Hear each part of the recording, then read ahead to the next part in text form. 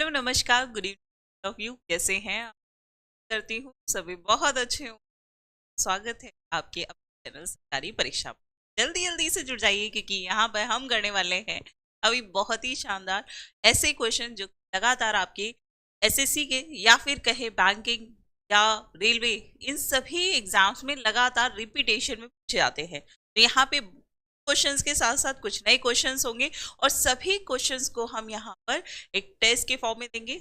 अपना नोट और पेन हाथ में लेकर बैठिएगा और देखिएगा कि इस टेस्ट में आपने कितना स्कोर किया है। तो आप समझ लीजिए ये एक तरीके का आपका लाइव टेस्ट है जहां पर आपने कितनी तैयारी की है इसको आप सामने ही परख सकते हैं। तो जल्दी जल्दी से सेशन को सभी शेयर कर दीजिए और क्लास में जुड़ जाइए और बताइए कि कैसे हैं आप लोग।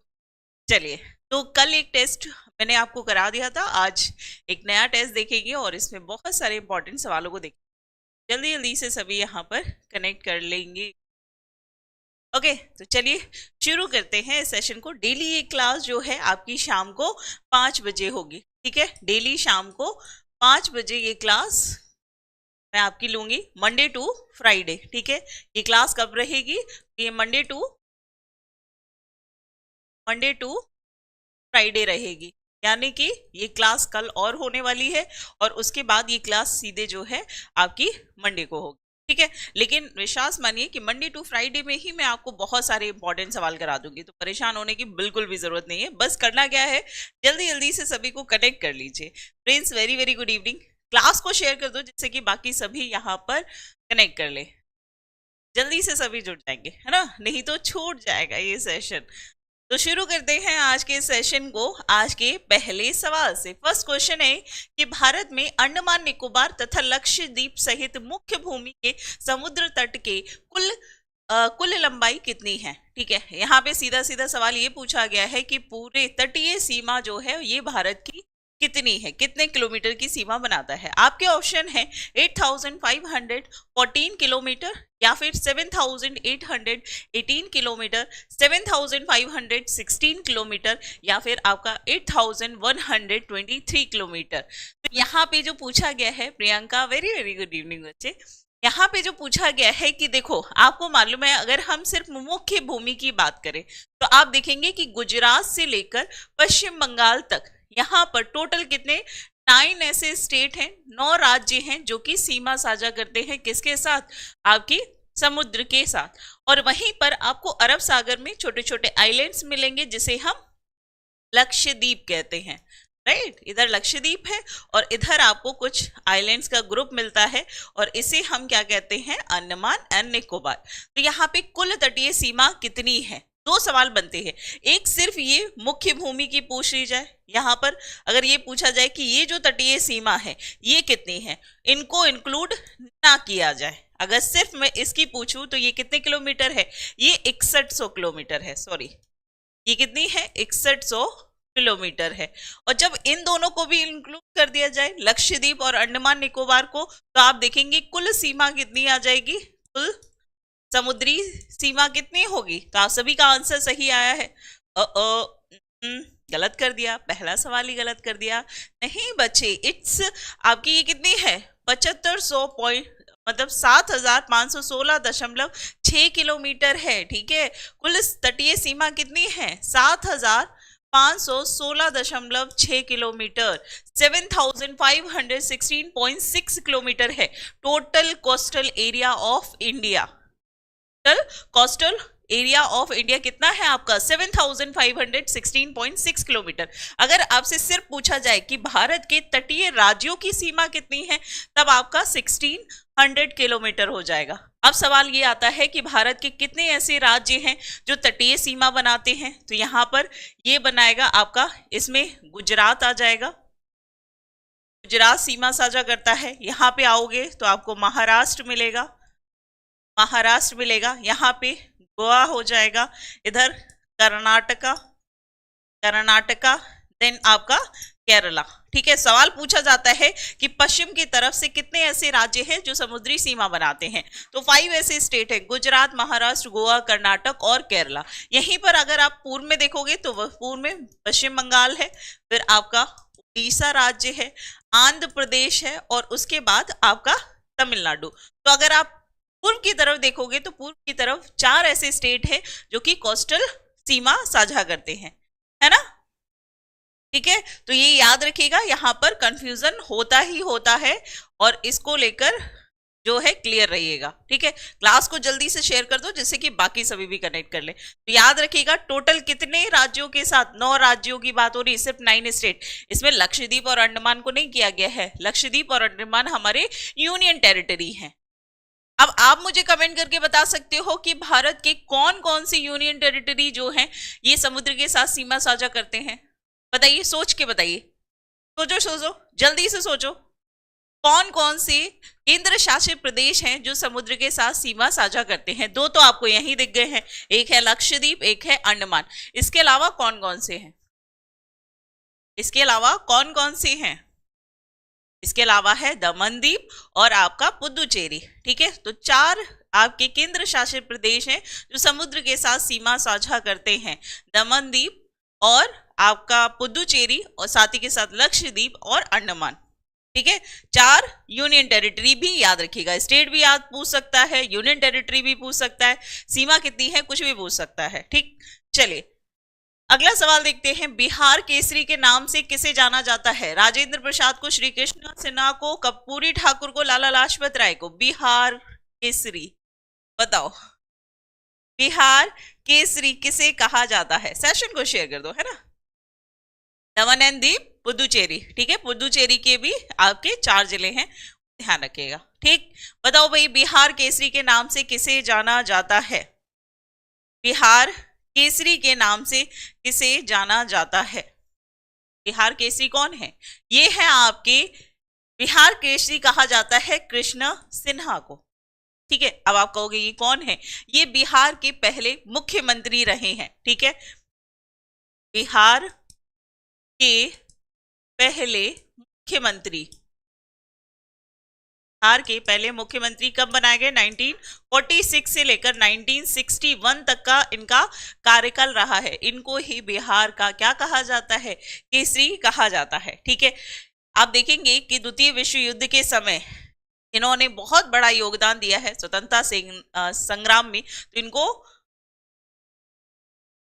ठीक है, तो याद रखिएगा कौन है आपके कृष्णा सिन्हा। कर्पूरी ठाकुर की बात करें तो ये भी आपके क्या रहे, कर्पूरी ठाकुर भी एज अ मुख्यमंत्री इन्होंने पद ग्रहण किया था। ये 11वें मुख्यमंत्री रहे हैं, किसके, बिहार के 11वें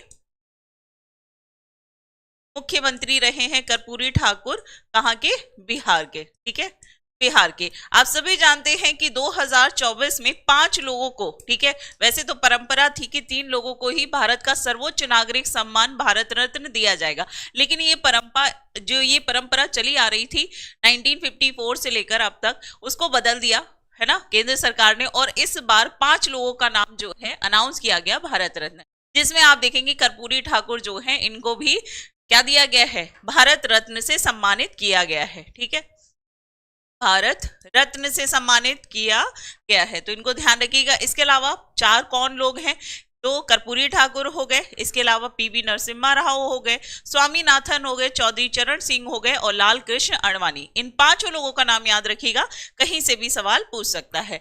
अब बात करें राजेंद्र प्रसाद, राजेंद्र प्रसाद का भी संबंध किससे है, बिहार से है। ठीक है,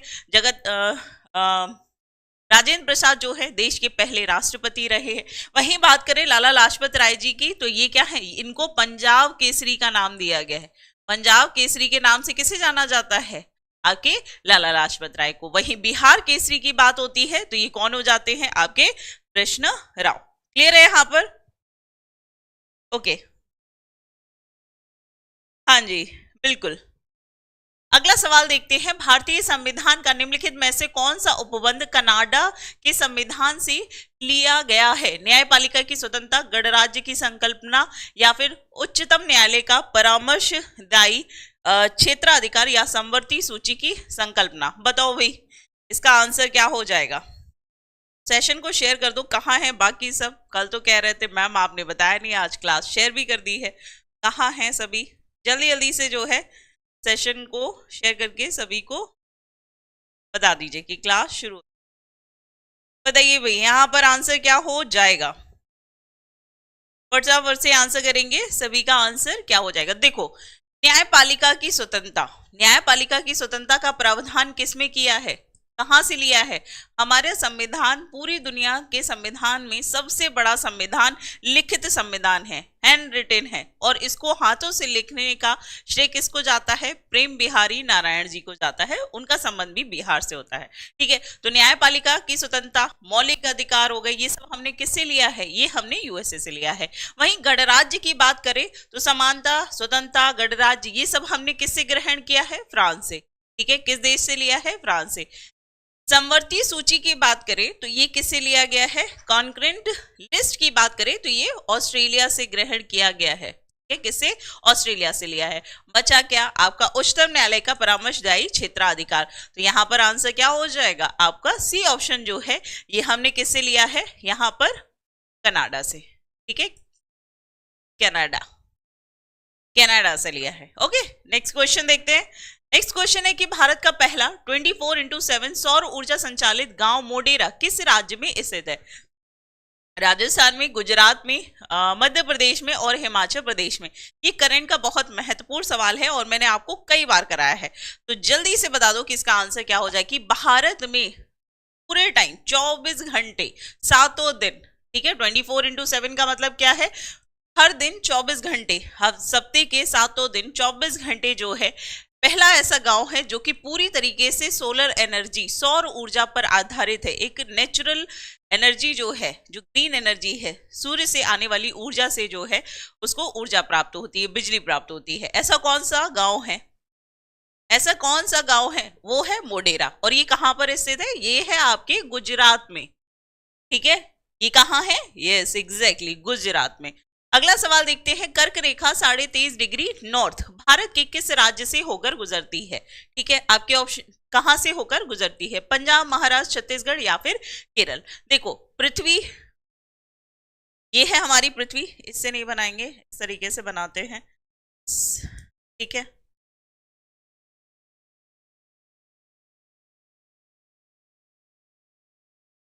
ठीक है, यहां पर आप देखोगे तो ये है पृथ्वी, पृथ्वी के बिल्कुल बीचों बीच में है आपकी भूमध्य रेखा, यानी कि इक्वेटर, और इक्वेटर के ऊपर काल्पनिक रेखाएं, ये सब काल्पनिक रेखाएं हैं, वास्तविक में कोई रेखा नहीं है। ऊपर आप देखोगे तो कर्क रेखा मिलेगी, और ये कितनी देर, कितनी ऊंचाई पे है, 23.5 डिग्री नॉर्थ में है। क्योंकि नॉर्थ में क्यों है, क्योंकि ये भूमध्य रेखा के उत्तरी गोलार्ध में है, नॉर्दर्न हेमिस्फीयर में है। इसी तरीके से दक्षिणी गोलार्ध में भी एक रेखा है जिसे हम मकर रेखा कहते हैं, Tropic of Capricorn, Tropic of Cancer. ठीक है, मकर रेखा, ये भी पृथ्वी के दक्षिणी, ये कहाँ पे है, साउथ में है, ये है नॉर्थ में, इसीलिए यहाँ पर एन लिखा है। याद रखना, कभी कभी एग्जामिनर क्या करता है, आपको यहाँ पर एन की जगह एस दे दे। ठीक है, कर्क रेखा 23.5 डिग्री एस का मतलब साउथ हो जाएगा, तो यहाँ पे क्वेश्चन जो है जल्दबाजी में गलत हो जाता है।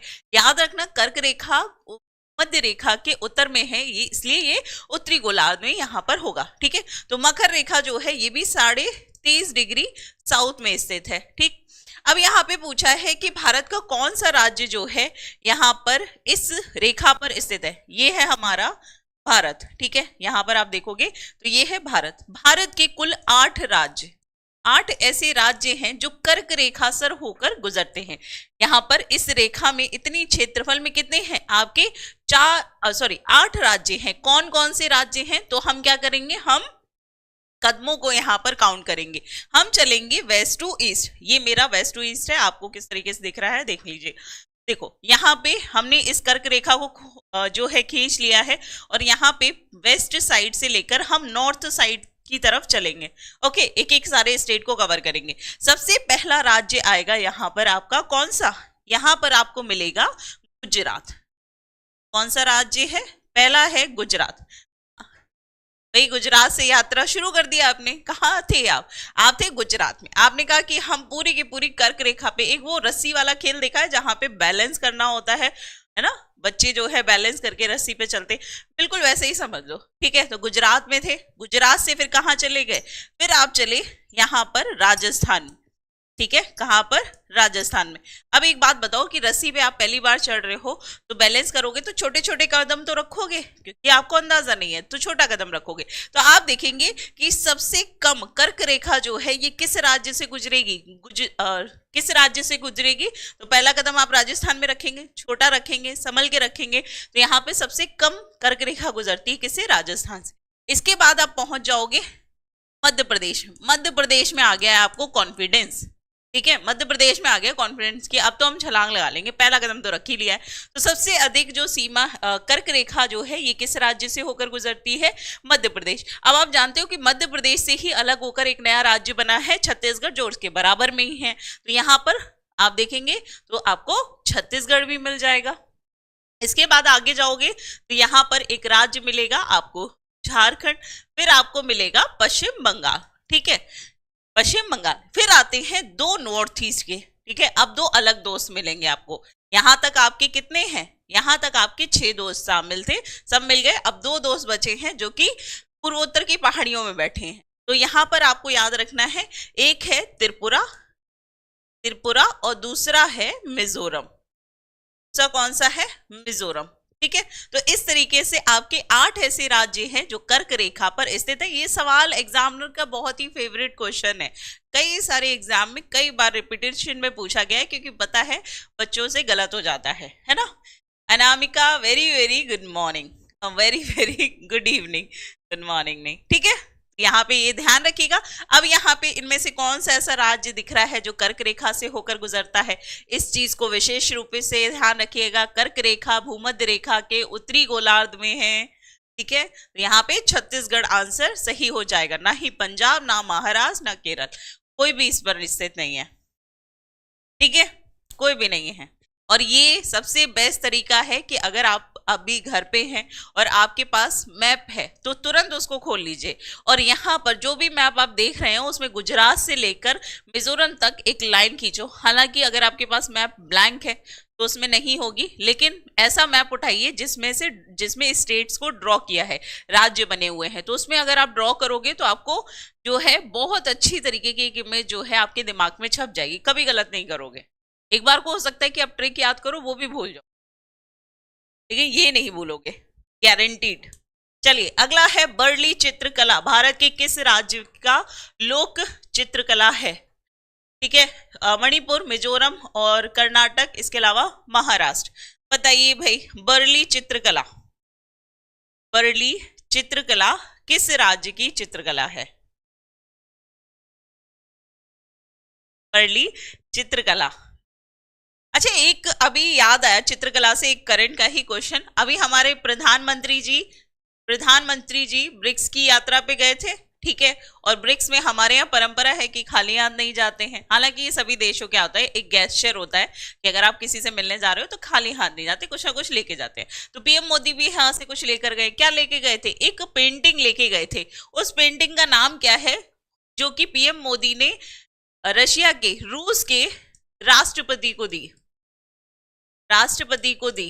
उस पेंटिंग का नाम क्या है और वो किस राज्य की है? चलो हिंट दे देती हूं, झारखंड की है। झारखंड की पेंटिंग है। नाम क्या है उस पेंटिंग का? बताओ भाई। अनामिका। हाँ जी बिल्कुल, बर्ली पेंटिंग जो है ये किस राज्य की है? तो ये महाराष्ट्र राज्य की पेंटिंग है। महाराष्ट्र की पेंटिंग है, ठीक है। इसी तरीके से एक पेंटिंग है पट्टचित्र, ठीक है, एक पेंटिंग है पट्ट चित्र, ठीक है। इसके अलावा एक पेंटिंग है गोंड पेंटिंग, गोंड चित्रकला, मधुबनी, मधुबनी चित्रकला, ठीक है। ये सभी क्या है? पेंटिंग है। इसके अलावा पिथौरा, पिथौरा, बताओ भाई, ये कुछ इंपॉर्टेंट पेंटिंग है, बताइए कौन सी किस राज्य की है? तो पट्टचित्र कहाँ की है? उड़ीसा की है, ठीक है। गोंड की बात करें तो ये मध्य प्रदेश में, मधुबनी आप सभी जानते हैं बिहार की पेंटिंग है। पिथौरा की बात करें तो पिथौरा कहाँ है?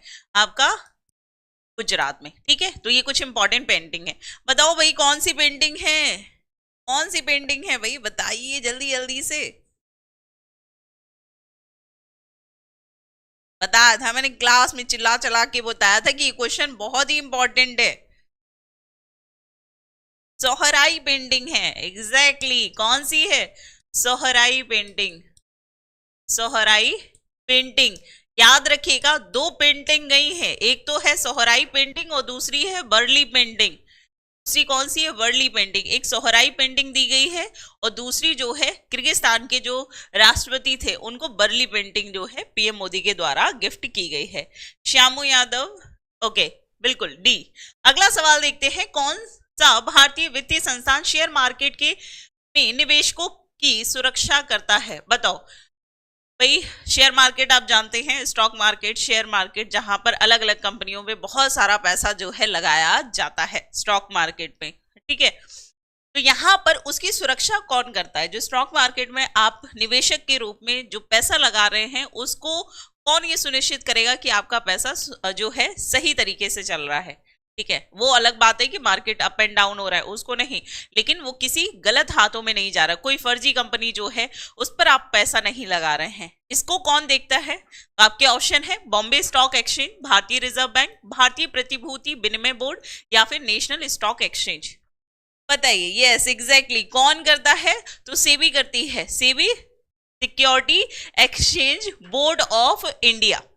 सेबी कौन करती है? सेबी। सेबी की स्थापना कब हुई? तो ये 12 अप्रैल 1988 में, 12 अप्रैल 1988 में इसकी स्थापना होती है। इसका मुख्यालय कहाँ है?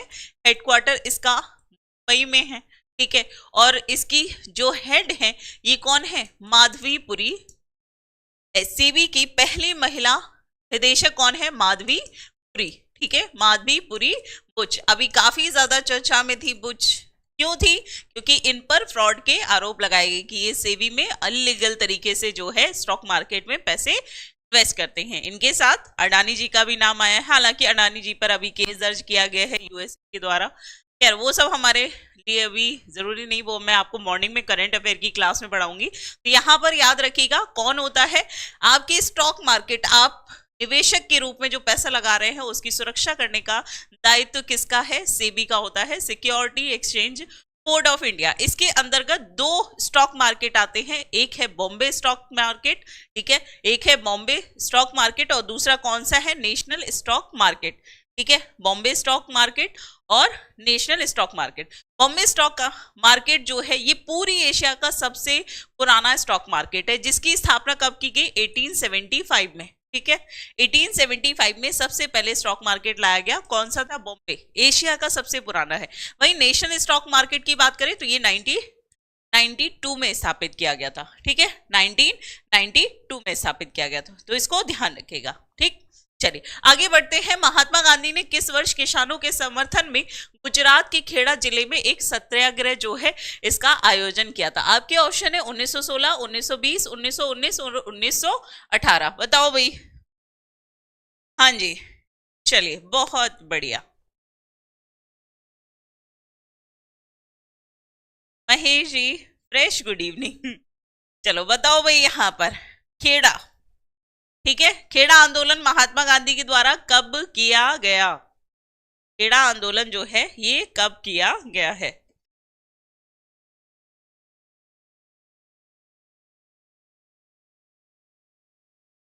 ठीक है, तो देखो हुआ क्या था कि खेड़ा में जो ये एक किसान आंदोलन था, यहाँ पर जो भुगतान, कर भुगतान था उसको बढ़ाते जा रहे थे, जबकि वहां पर प्लेग फैला हुआ था, ठीक है, वहां पे महामारी फैली हुई थी, लेकिन ब्रिटिशों के द्वारा फिर भी वहां पे कर वसूला जा रहा था।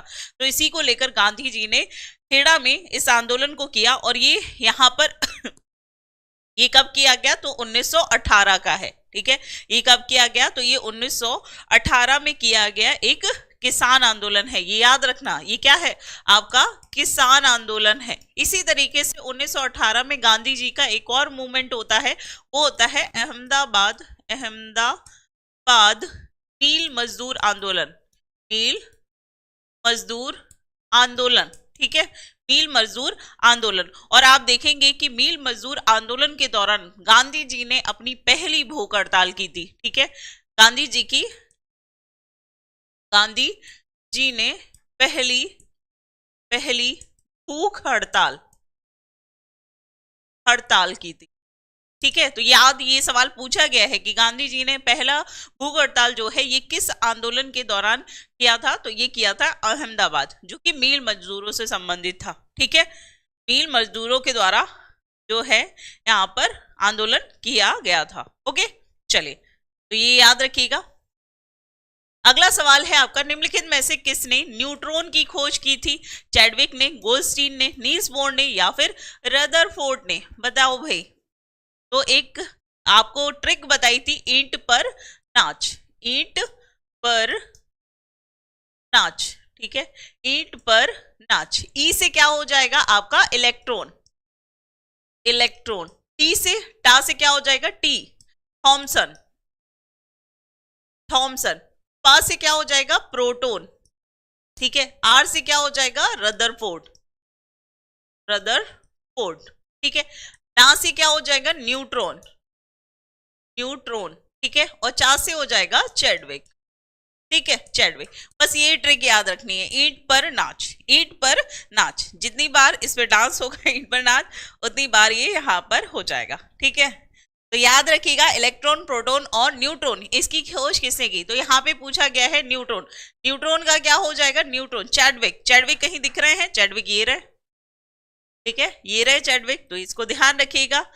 हाँ जी, अगला सवाल है, धीनोधर पहाड़ियां किस भारतीय राज्य केंद्र शासित प्रदेश में स्थित है? अंडमान निकोबार द्वीप समूह, महाराष्ट्र, गुजरात, पश्चिम बंगाल? बताइए भाई, ये पहाड़ियां कहां पर स्थित है? बताओ भाई। पेपर पेन लेके चल रहे हो ना साथ के साथ? बोला है कि एक मॉक टेस्ट है जहां पे कितने सवाल आप गलत कर रहे हो, कितने सही कर रहे हैं, इसको आपको खुद को टेस्ट करना है। ओके, बताइए भाई यहां पर आंसर क्या हो जाएगा आप सभी का? इनो, इसका नाम कैसा साउंड कर रहा है?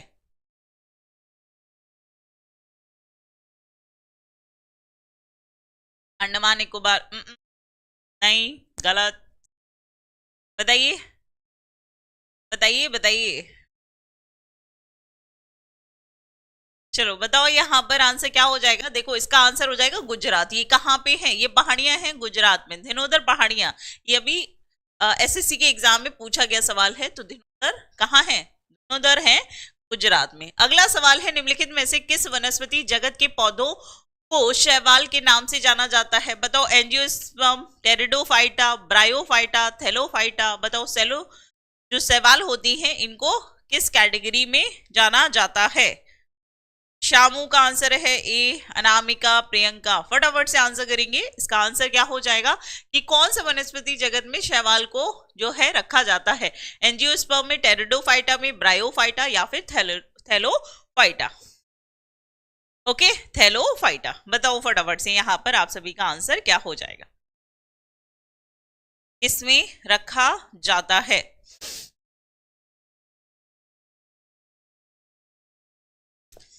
चलिए फटाफट से आंसर करेंगे। तो ये किस में आएगा? शैवाल आएगी थैले में। शैवाल किस में जाएगी? थैले में। ठीक है, तो ये क्या है? थैलोफाइटा। शैवाल जो है सब्जियां, शाकाहारी, शाकाहारी ऐसे करके याद रख सकते हो। तो ये किस में जाएगा? थैले में। ठीक है, नो ब्रायोफाइटा नहीं होगा, इट्स थैलोफाइटा। ओके, अगला देखते हैं, भारत में सितार उस्ताद जो है के रूप में किसे जाना जाता है? ठीक है, महर्षि पतंजलि को, पंडित रविशंकर को, उस्ताद बिस्मिल्लाह खां या फिर सितारा देवी को? बताइए, और ये सारे के सारे बताने हैं। ठीक है, ये सारे के सारे बताने हैं आपको, ये सारे ही नाम यहां पर इंपॉर्टेंट है। फटाफट से आंसर करेंगे, बताओ बताओ बताइए बताइए, जल्दी से बताइए, फटाफट से कमेंट करेंगे। Yes, D. ओके अनामिका, चलो जल्दी से बताओ, सितार वादक कौन है यहाँ पर? महर्षि पतंजलि, इनको योग के लिए जाना जाता है। ठीक है, किसके लिए? योग के लिए। बिस्मिल्लाह खां किससे संबंधित है? शहनाई वादक है। ठीक है, क्या बजाते हैं? शहनाई। सितारा देवी जो है ये एक प्रसिद्ध कथक डांसर है, कथक नर्तकी है। ठीक है, कथक नर्तकी है, नृत्य करती है। कौन? सितारा देवी। तो बचे कौन आपके? रविशंकर जी, जो कि प्रसिद्ध क्या है? सितार वादक हैं। ठीक है, कौन है? सितार वादक, बिल्कुल। चलिए अगला है, निम्नलिखित में से किन राज्यों तक कर्नाटक संगीत जो है सीमित है? बताओ, कर्नाटक संगीत जो है ये किन राज्यों तक फैला हुआ है? उत्तर प्रदेश, बिहार, पश्चिम बंगाल, हरियाणा, गुजरात, महाराष्ट्र, राजस्थान, हरियाणा, कर्नाटक, महाराष्ट्र, गुजरात, राजस्थान, या फिर कर्नाटक, आंध्र प्रदेश, तमिल और केरला। बहुत ही इजी सा क्वेश्चन है, फटाफट से आंसर कर दीजिए। यहाँ पर आप सभी का आंसर क्या होगा? कर्नाटक संगीत। ऑप्शन बहुत ही शॉर्टेड है, अगर आप थोड़ा सा भी कॉन्सेप्ट पे जाओगे तो आप कर लोगे। बताइए भाई, यहाँ पर क्या आंसर हो जाएगा इसका? अच्छा, एक काम करना, आप लोग जो आंसर कर रहे हो उसके सामने क्वेश्चन मेंशन करते चलो, क्योंकि आपके क्या हो रहा है, क्वेश्चन के जो आप रिप्लाई कर रहे हो ना, उसको मेरे पास आने में थोड़ा समय लग रहा है, तो मुझे समझ नहीं आ रहा है प्रीवियस क्वेश्चन का आंसर दे रहे हो या अभी वाले क्वेश्चन का आंसर दे रहे हो। तो क्वेश्चन मेंशन करते हुए यहाँ पर हो जाए, ठीक है। लास्ट वाला, लास्ट वाला, हाँ ठीक है, लास्ट वाला जो है कर्नाटक, आंध्र प्रदेश, तमिलनाडु और केरल, ठीक है।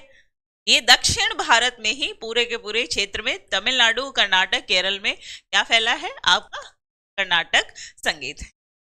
यस एग्जैक्टली, बहुत सही श्यामू।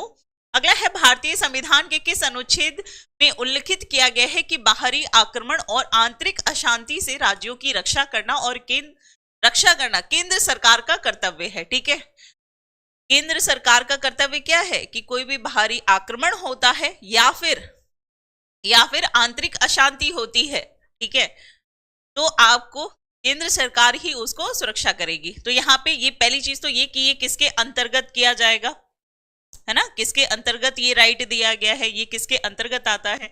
तो आपके ऑप्शन है 353 के तहत, 356, 355 या 338। हाँ जी बिल्कुल, ये बात किसमें की गई है? 355 में की गई है। और 355 आप जानते हैं ये किससे संबंधित है? ये भाग 18 से संबंधित है, और 18 में बात की गई है आपातकाल की, ठीक है, इमरजेंसी। इमरजेंसी को तीन तरीके से दर्शाया गया है, एक है आपकी नेशनल इमरजेंसी यानी कि राष्ट्रीय आपातकाल, ठीक है, नेशनल इमरजेंसी, ठीक है, यानी कि राष्ट्रीय आपातकाल। इसका विवरण आर्टिकल 352 में किया गया है, राइट। दूसरा है आपका प्रेसिडेंशियल रूल, प्रेसिडेंशियल रूल यानी कि किसी भी राज्य में अगर राज्य आपातकाल होता है, कोई भी राज्य ठीक से कार्य नहीं कर पाता है, तो क्या होता है, वहां पे राष्ट्रपति शासन लगा दिया जाता है, फिर वो सीधे सीधे राष्ट्रपति के अंतर्गत आ जाता है।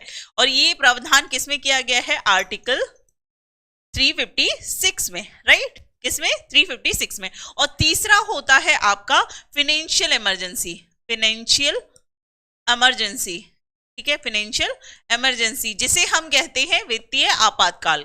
इसके बारे में प्रावधान किया गया है आर्टिकल 360 में, 360 में, ठीक है। तो तीनों आर्टिकल यहां पर ध्यान रखिएगा, ठीक है। अब तक अगर बात करें तो देश में नेशनल इमरजेंसी कितनी बार लगी है? 3 बार लगी है। एक बार जब चाइना से हमारा युद्ध हुआ, दूसरी बार जब पाकिस्तान के साथ हमारा युद्ध हुआ, और तीसरी इमरजेंसी लगाई थी जो कि आंतरिक अशांति के कारण लगाई गई थी, किसके समय? इंदिरा गांधी के समय, ठीक है।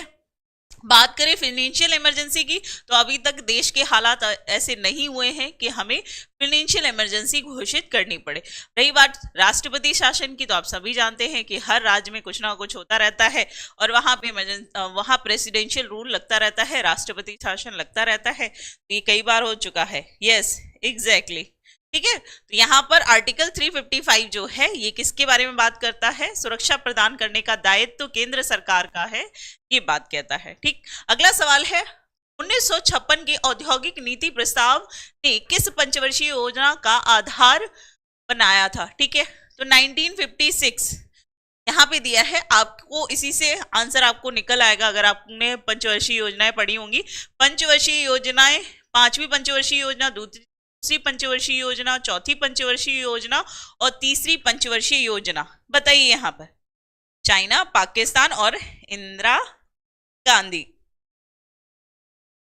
हाँ जी, चलिए फटाफट से आंसर दीजिए यहाँ पर, ये आंसर क्या हो जाएगा? 1956 के समय कौन सी योजना जो है, कौन सी पंचवर्षीय योजना शुरू की गई थी? बताओ भाई, कौन सी पंचवर्षीय योजना शुरू की गई थी? और ये क्या है, यहाँ पे औद्योगिक नीति की बात कर रहा है।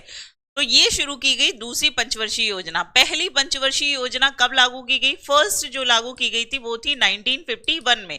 कितने सालों के लिए? 5 साल के लिए, 5 इयर्स के लिए, इसीलिए हम इसे 5 ईयर प्लान कहते हैं। 5 सालों की, यानी कि 1956 तक। सेकंड कब शुरू हुई? सेकंड हुई 1956 में और 1961 तक चली है, 1956 से लेकर 61 तक। इसको, ये किस मॉडल पर आधारित थी? तो ये पीसी महानलोविस नलोविस मॉडल पर आधारित योजना थी। इसका उद्देश्य क्या था? औद्योगिकरण, यानी कि पहले में आप देखेंगे औद्योगिकरण।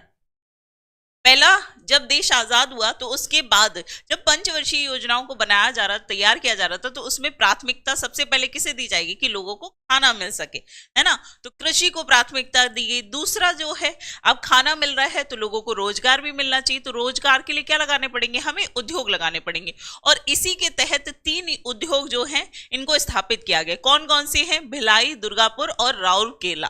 ठीक है, 3 उद्योग यहाँ पर स्थापित किए थे। कौन सा? भिलाई, भिलाई, दुर्गापुर और राउरकेला।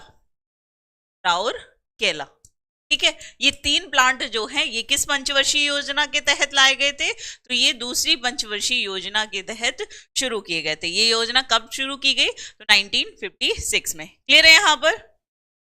ओके, ठीक है, आगे बढ़े अगले सवाल पे। यस, लवलेश, नमस्ते बच्चे। अगला सवाल देखते हैं, कौन सी पंचवर्षीय योजना महानलोविस के विचारों पर केंद्रित थी? तो आप बताइए, चौथी थी, तृतीय थी, प्रथम थी, द्वितीय थी? इसका आंसर मैंने अभी अभी आपको बताया है, पेपर तो लीक हो गया, ये सवाल तो आपके सामने है, तो आपका इसका आंसर इजिली कर सकते हैं। फटाफट से बताइए कि इसका आंसर क्या हो जाएगा। फटाफट से आंसर करेंगे कि यहाँ पर आप सभी का आंसर क्या हो जाएगा। यस, एग्जैक्टली, दूसरी पंचवर्षीय योजना।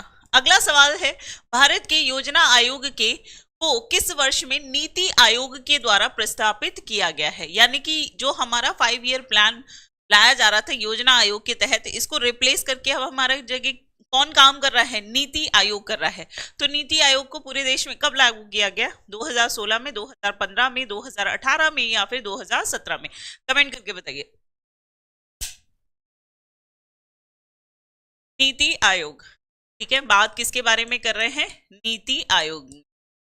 नीति की फुल फॉर्म क्या है? नीति की फुल फॉर्म क्या है? National institute of transforming India, right. National institute of transforming India. इसको कब लाया गया? तो ये लागू किया गया था, हाँ जी बिल्कुल, 1 जनवरी 2015 में। ठीक है, 1 जनवरी 2015 में। और ये वो समय है जब आपकी आखिरी 12वीं पंचवर्षीय योजना 5 ईयर प्लान जो है ये इंप्लीमेंट था। क्योंकि 12वीं पंचवर्षीय योजना है ये कब लाया गया था? 12वीं पंचवर्षीय योजना जो है ये कब लागू की गई थी? हाँ जी, 1 जनवरी 2015 को लाया गया था। नीति आयोग के अध्यक्ष कौन होते हैं? नीति आयोग के अध्यक्ष होते हैं देश के प्रधानमंत्री, पीएम। और अभी कौन है? मोदी जी हैं। ठीक है, यहाँ पे उपाध्यक्ष की बात करें, इसका उपाध्यक्ष कौन है? अभी सुमन बेरी इसके उपाध्यक्ष हैं। और यहाँ पर इसके जो सीईओ हैं वो कौन है? बताओ, नीति आयोग के सीईओ कौन है? 1992 12वीं पंचवर्षीय योजना पूछ रही हूँ बच्चे।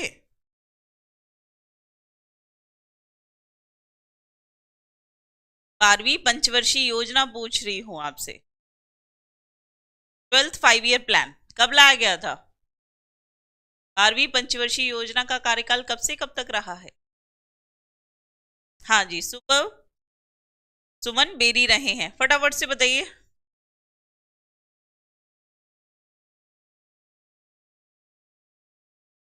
ठीक है, और यहाँ पे सीईओ कौन है?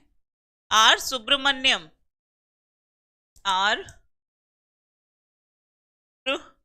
नियम, ठीक है, इनका नाम याद रखिएगा। कब लागू किया है, जल्दी से बताओ, 5 ईयर प्लान कब का है? नहीं बच्चे, 1992 से क्यों है? आप एक चीज देखो ना कि ये 2015 में लाया गया है नीति आयोग, और किसकी जगह लाया गया है? जो 5 ईयर प्लान से। तो यानी कि ये वो समय है जब आखिरी पंचवर्षीय योजना चल रही थी। तो इसका जो टाइम पीरियड है जो आप बता रहे हो वो कहीं से मैच नहीं कर रहा है अनामिका। बताओ यहाँ पर। यस एग्जैक्टली, 2012 से लेकर 17 तक, 12 से लेकर 17 तक, और उसी बीच में नीति आयोग आ गया, और उसके बाद 5 ईयर प्लान है उसको चेंज कर दिया गया, ठीक है।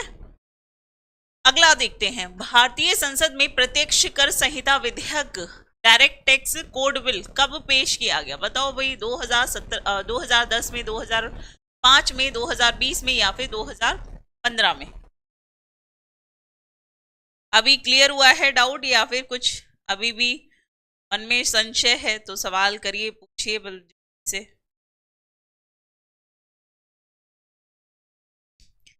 बताओ भाई, डायरेक्ट टैक्स कोड बिल कब लाया गया है? डायरेक्ट टैक्स कोड बिल, ठीक है अनामिका, अभी कोई क्लियर, अभी किसी को कोई डाउट तो नहीं है?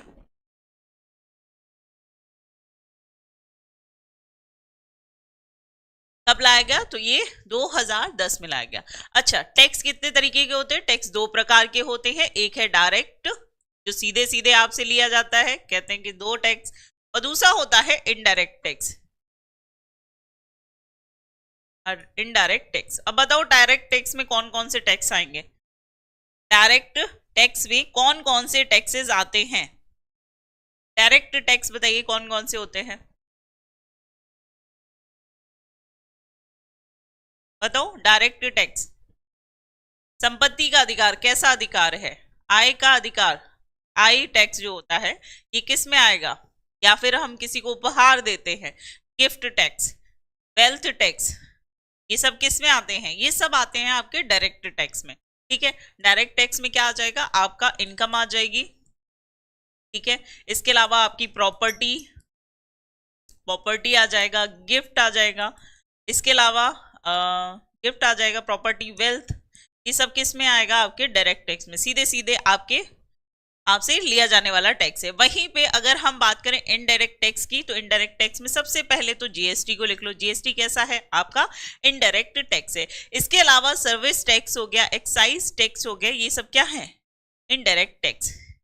एक्साइज टैक्स, ठीक है, एक्साइज ड्यूटी जो होती है इनडायरेक्ट में आती है। इसके अलावा सर्विस टैक्स, ठीक है, जो भी प्रोडक्ट आप तक पहुंचता है उसमें ये सारे टैक्स जो हैं ये सब इंक्लूडेड होते हैं, ठीक है, ये सब इंक्लूडेड होते हैं, इसको ध्यान रखिएगा। क्लियर है?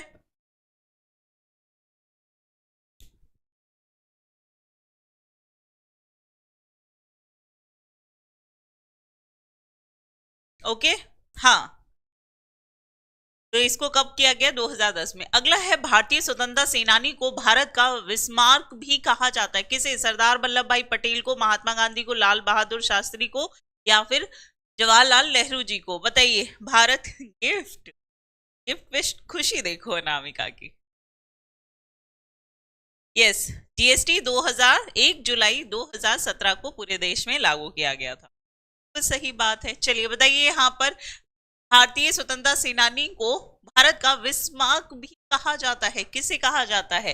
भारत के पहले गृह मंत्री कौन थे? सरदार वल्लभ भाई पटेल। वल्लभ भाई पटेल को सरदार की उपाधि कब दी गई? बारदौली, बारदौली सत्याग्रह में, ठीक है, सत्याग्रह में दी गई, ठीक है। बारदौली सत्याग्रह के समय ही वल्लभ भाई पटेल को सरदार की उपाधि दी गई। इनको क्या कहते हैं? इनको बिस्मार्क ऑफ इंडिया भी कहा जाता है, इसके अलावा आयरन मैन ऑफ इंडिया भी कहा जाता है, आयरन मैन ऑफ इंडिया भी कहा जाता है। और यही आयरन मैन है जिनकी प्रतिमा कहाँ लगाई गई है? नर्मदा नदी के तट पर, गुजरात में, ठीक है, नर्मदा नदी के पास गुजरात में, statue of unity, statue of unity, ठीक है, एकता की प्रतिमा जो है ये कहाँ पे लगाई गई है? सरदार वल्लभ भाई पटेल की गुजरात में लगाई गई है, ठीक। आयरन मैन क्यों कहते हैं भाई? आप जानते हैं कि जब देश आजाद हुआ तो कई सारी रियासतों में विभाजित कर दिया था, है ना, पूरे टुकड़े टुकड़े करके गया था ब्रिटिश। लेकिन उसको एक माला में पिरोने का काम जो है ये किसने किया? सरदार वल्लभ भाई पटेल ने किया। इसीलिए हम उन्हें क्या कहते हैं? प्रियंका। ठीक है, तो ये कौन हो जाएंगे? सरदार वल्लभ भाई पटेल। अगला है, दक्षिण अमेरिका में रंग भेद को खत्म करने वाले नोबेल शांति पुरस्कार कौन है? नेल्सन मंडेला है, रविन्द्रनाथ टैगोर है, महात्मा गांधी है, या अल्बर्ट जॉन लुटुली है? बताओ भाई।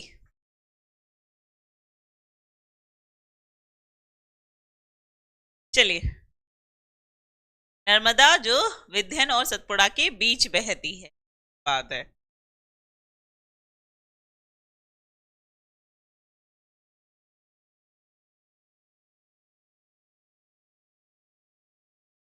चलो, ऐसा लग रहा है जैसे पहले स्कूल में नहीं होता था, क्लास ले रही है मैम, सर क्लास ले रहे होते तो पीछे वाले जो बेंच के बच्चे होते पढ़ रहे हैं, फिर उसके बाद उनका लंच भी चल रहा है, उनकी नींद भी हो रही है, उनकी मस्ती भी चल रही। चलिए, बिल्कुल सही। कौन है? Nelson Mandela. नेल्सन मंडेला जो है ये दक्षिण अफ्रीका के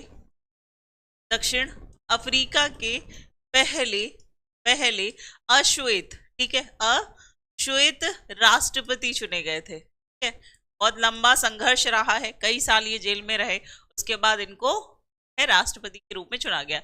इनको बाद में नोबेल शांति पुरस्कार और साथ ही के साथ इन्हें भारत रत्न से भी सम्मानित किया गया है। भारत रत्न से भी सम्मानित किया गया है। भारत रत्न से सम्मानित होने वाले वही गैर भारतीय लोग हैं। एक कौन है? एक तो है आपके नेल्सन मंडेला जी, और दूसरे कौन है?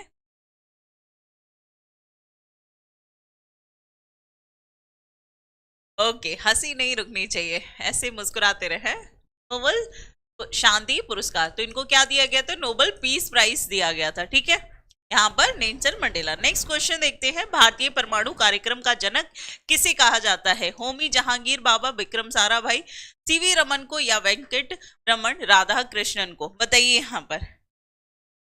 हाँ, रंग भेद की नीति जो है ब्रिटिशर्स के द्वारा अपनाई गई थी। चलिए, बताओ यहाँ पर आंसर क्या हो जाएगा? आई थिंक,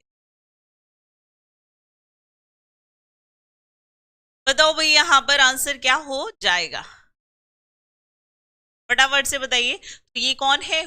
भारत में परमाणु के जनक रहे हैं होमी जहांगीर बाबा जी। ठीक है, होमी जहांगीर बाबा। ठीक है, बाबा। अगला है, निम्नलिखित में से कौन भारत में Integrated Guided Missile Development Programme का वास्तुकार रहा है? हरगोविंद खुराना, विक्रम साराभाई, एपीजे अब्दुल कलाम, या फिर होमी जे भाभा? बताइए जल्दी से यहाँ पर आंसर क्या हो जाएगा। बताइए जल्दी से यहाँ पर आंसर क्या हो जाएगी कि भारत में इंटीग्रेटेड गाइडेड मिसाइल के जनक कौन रहे हैं? कौन होंगे यहाँ पर? कौन होंगे? फटाफट से आंसर करेंगे, सभी का आंसर क्या हो जाएगा?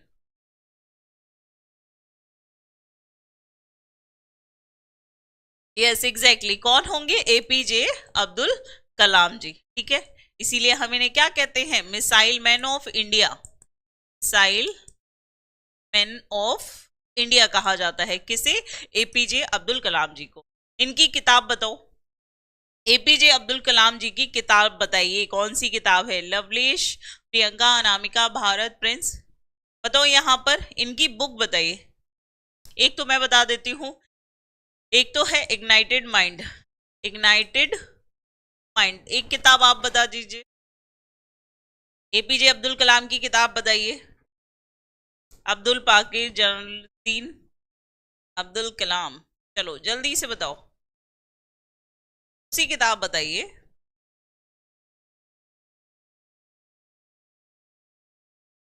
बताओ बताओ, किताब बताओ जल्दी से, पूछा जाता है। अगला देखते हैं, फील्ड मार्शल के पद पर पदोन्नत होने वाले पहले भारतीय सेना अधिकारी कौन थे? विक्रम बत्रा, करम सिंह, सेम मानेकशॉ, या फिर के एम करियप्पा? बताइए, भारतीय सेना के पहले अधिकारी के रूप में कौन नियुक्त हुए हैं? अग्नि की उड़ान, हाँ जी, विंग ऑफ फायर, अग्नि की उड़ान, बिल्कुल सही बात, अग्नि की उड़ान। चलिए, अगला सवाल बताइए, फील्ड मार्शल के पद पर पदोन्नत होने वाले पहले भारतीय अधिकारी कौन थे? जल्दी से आंसर करिए, यहां पर कौन थे? ठीक है, कौन थे? तो ये थे आपके सैम मानकशा, जो कि 1973 में इनको नियुक्त किया गया था। ठीक है, कब किए गए थे? तो 1973 में। विक्रम बत्रा की बात करें तो इनका कारगिल युद्ध के समय इनका जो योगदान था 1999 में, ठीक है, उसी समय विक्रम बत्रा जो है इनके शानदार इनके बलिदान के लिए इन्हें याद किया जाता है। ठीक है, इसके अलावा करियप्पा की बात करें तो ये भारतीय सेना के प्रमुख भी रहे हैं। ठीक है, भारतीय सेना के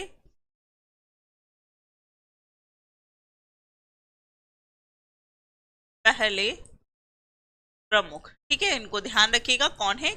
एम करियप्पा। अगला देखते हैं, एनसीआरबी का पूर्ण रूप क्या है? एनसीआरबी क्या बोलते हैं? राष्ट्रीय मुद्रा रिकॉर्ड शाखा, राष्ट्रीय राजधानी रजिस्टर ब्यूरो, राष्ट्रीय आपराधिक रिकॉर्ड ब्यूरो या राष्ट्रीय आपराधिक रिकॉर्ड ब्यूरो कहा जाता है? बताओ जल्दी से, यहां पर आंसर क्या हो जाएगा? एनसीआरबी, एनसीआरबी क्या है? एनसीआरबी क्या है? एनसीआरबी क्या है? एनसीआरबी क्या है? यस एग्जैक्टली, एनसीआरबी क्या है? राष्ट्रीय अपराध रिकॉर्ड ब्यूरो। ये याद आ रहा है, अभी इसका किसी को ब्रांड एम्बेसडर बनाया गया है, बताइए। एनसीआरबी का ब्रांड एम्बेसडर अभी रिसेंटली किसे नियुक्त किया गया है? मैंने आपको मॉर्निंग की क्लास में करंट अफेयर में पढ़ाया है। बताओ ब्रांड एम्बेसडर किससे बनाया गया है इसका? नेशनल क्राइम रिकॉर्ड ब्यूरो का। ठीक है, तो जो आपके साइबर क्राइम हो रहे हैं के प्रति लोगों को जागरूक करने के लिए अभी ब्रांड एम्बेसडर किसको बनाया गया है? किसे बनाया गया है? फटाफट से आंसर करेंगे, किसे नियुक्त किया गया है? बताइए, किसे नियुक्त किया गया है? संजय मूर्ति। हाँ जी, इसके संजय मूर्ति संजय मूर्ति का नाम कैसे आ रहा है? संजय मूर्ति तो अभी रिसेंटली आपके controller and auditor general of India नियुक्त हुए हैं, नियंत्रक महालेखा परीक्षक नियुक्त हुए हैं संजय मूर्ति बच्चे। स्मृति रश्मिका मंदाना, राइट, कौन बनाई गई है? रश्मिका मंदाना। ठीक है, क्यों बनाई गई है? क्योंकि रश्मिका मंदाना के साथ एक साइबर क्राइम हुआ था जिसमें उनका डीप फेक वीडियो जो है वायरल हो गया था। डीप फेक वीडियो जिसमें किसी और की मतलब कोई और लड़की होती है जिसपे रश्मिका मंदाना का फेस लगाकर जो है वायरल किया जाता है। नाम भूल जाते हैं, कोई बात नहीं, ठीक है। यहाँ पर अगला है, दक्षिण में छोटा अंडमान और निकोबार द्वीप समूह से कितने डिग्री चैनल द्वारा अलग होता है? ठीक है, तो सीधे सीधे पूछा गया है कि अंडमान और निकोबार को अलग करने वाला चैनल कौन सा है? आपके ऑप्शन है 8 degree channel, 10 degree, 7 degree, 9 degree. ठीक है, बताओ भाई, बताइए जल्दी से।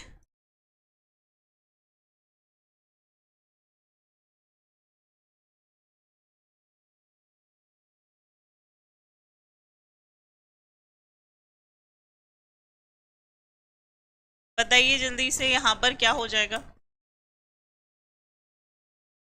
ठीक है, चलो सारे के सारे ही यहां पर देख लेते हैं।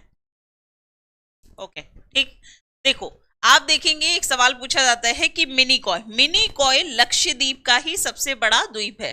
मिनिकॉय जो है लक्षद्वीप, जो कि भारत का एक केंद्र शासित प्रदेश है, इसका ही सबसे बड़ा द्वीप कौन सा है? मिनिकॉय है। तो मिनिकॉय और मालदीव के बीच में जो चैनल है इसे हम कहते हैं 8 डिग्री चैनल। ठीक है, कितना है? 8 डिग्री चैनल।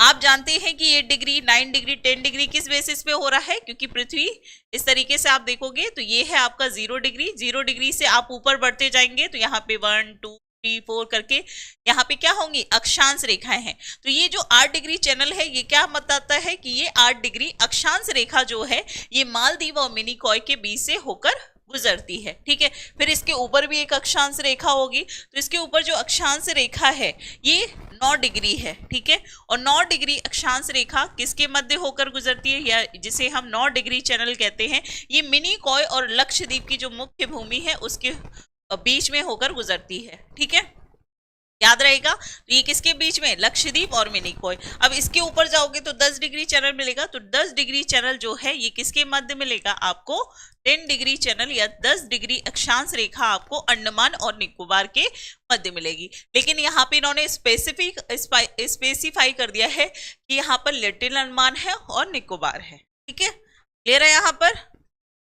ओके अनामिका, तो यहाँ पे पूछा गया है अंडमान निकोबार के बीच कौन सा चैनल है आपका, 10 डिग्री चैनल है। ठीक है, 10 डिग्री चैनल है। नेक्स्ट क्वेश्चन देखते हैं, पृथ्वी की त्रिज्या कितनी है, 7,456 किलोमीटर, 6,371 किलोमीटर, 5,619 किलोमीटर या 4,728 किलोमीटर। बताओ पृथ्वी की त्रिज्या कितनी है, पृथ्वी का व्यास भी बता दीजिए और पृथ्वी की त्रिज्या भी बता दीजिए। बताइए पृथ्वी की त्रिज्या कितनी है?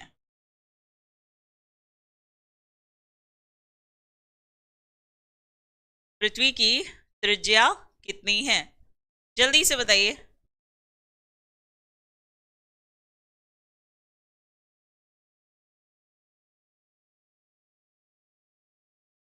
पृथ्वी का व्यास कितना है, पृथ्वी का व्यास, पृथ्वी का व्यास कितना है, ये है आपका 12,742 किलोमीटर।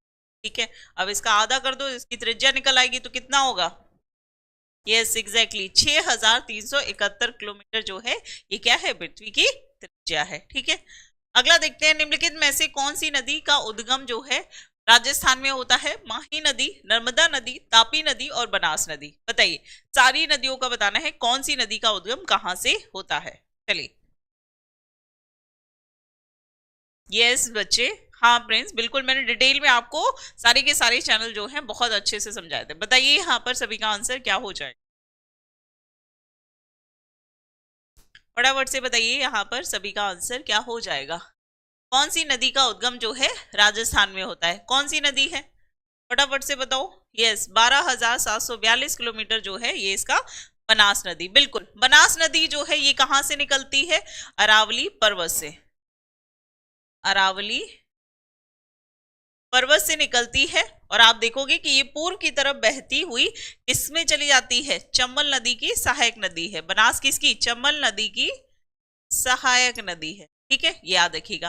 माही नदी की बात करें तो ये विंध्यन पर्वत से निकलती है, विंध्यन पर्वत से निकलती है। और आप जानते हैं कि विंध्यन पर्वत से निकलने के बाद ये दो बार कर्क रेखा को काटती है, कर्क रेखा को काटती है। ये सवाल काफी बार पूछा गया है, काटती है। ठीक है, इसके अलावा नर्मदा नदी की बात करें तो ये किससे निकलती है, ये अमरकंटक की पहाड़ियों से निकलती है। ठीक है, पहाड़ियों से निकलने वाली नदी कौन सी है, अमरकंटक की पहाड़ियां जो हैं, ये पहाड़ी जो है ये किसपे है, मैकाल पहाड़ी पे है, जो कि छत्तीसगढ़ और मध्य प्रदेश की सीमा पर स्थित है। तो यहाँ से निकलती है नर्मदा नदी और ये पश्चिम की ओर बहती है। और अगर आपसे पूछा जाए कि पश्चिम की ओर बहने वाली या फिर अरब सागर में गिरने वाली सबसे लंबी नदी कौन सी है, तो वो है आपकी नर्मदा नदी। ठीक है, नर्मदा नदी की खासियत क्या है कि ये पश्चिम की ओर बहने वाली,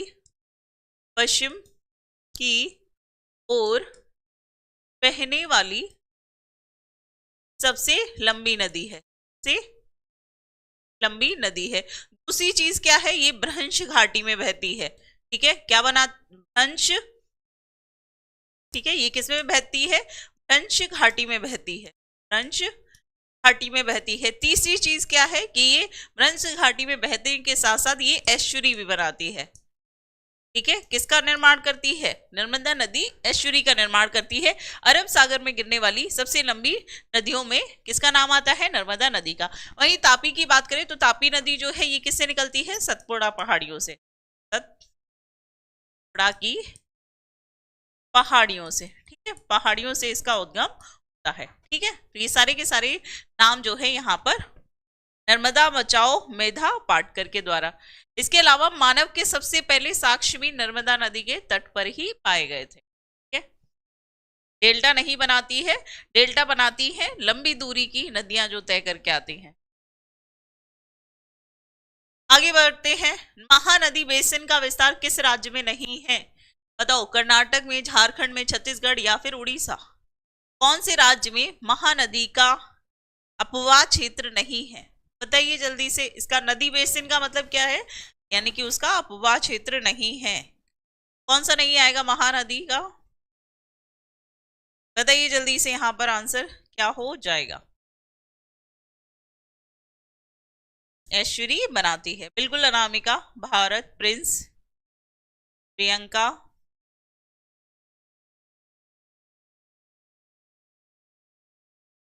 कर्नाटक में क्या काम महानदी का? बिल्कुल, कर्नाटक में कोई काम नहीं है महानदी का।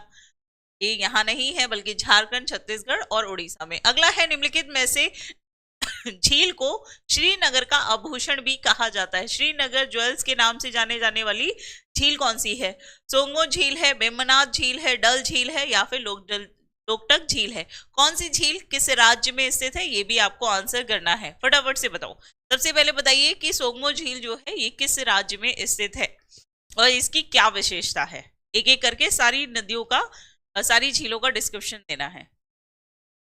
बताओ यहां पर आंसर क्या हो जाएगा?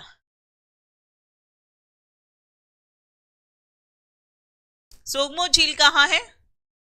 सोगमो झील है आपकी सिक्किम में, ठीक है। और इसकी विशेषता क्या है कि भारत में